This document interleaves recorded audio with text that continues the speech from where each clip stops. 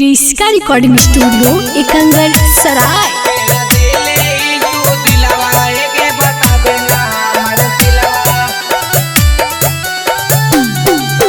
DJ कंगन राज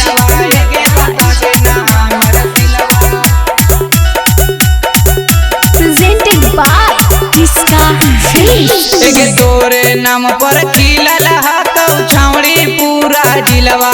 एके तोरे नाम पर खिलल हकौ छौड़ी पूरा जिलवा। केरा देले ही तू दिलवा एके बता देना हमर सिलवा। केरा देले ही तू दिलवा एके बता देना हमर सिलवा।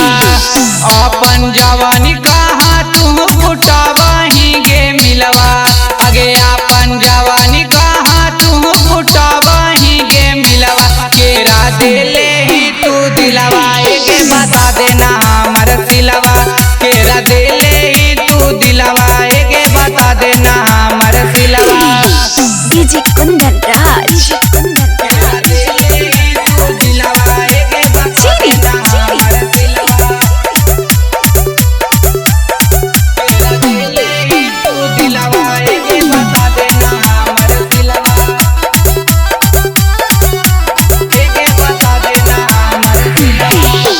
देखे में छौड़ी लगो ही बावाल गे। सब छौड़न के कईनी बुरा हाल गे।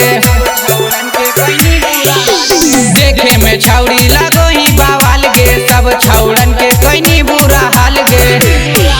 आगे मारह छौड़न लाइन दा देखबो ही सैंडलवा। आगे मारो है छौड़न लाइन दा देखबो ही सैंडलवा। तेरा देले ही तू दिलवा एके बता देना हमर सिलवा। केरा देले ही तू दिलवा एके बता देना हमर सिलवा। डीजे कंगन राज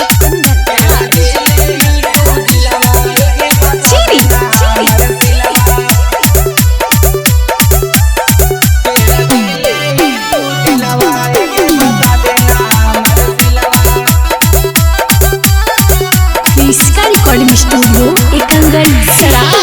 आगे गजब के छौड़ी तू चाला ही चाल गे। रौशन यादव के बुरा कहीं हाल गे। आगे गजब के छौड़ी तू चाला ही चाल गे। राइटर प्रिंसवा के बुरा कहीं हाल गे।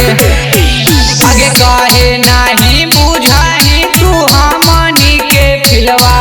आगे कहे नहीं बुझाही तू हमनी के फिलवा। केरा देले ही तू दिलवा एके बता देना हमर सिलवा। केरा देले ही तू दिलवा एके बता देना हमर सिलवा। क्रिस्का रिकॉर्डिंग स्टूडियो एकंगर सराय।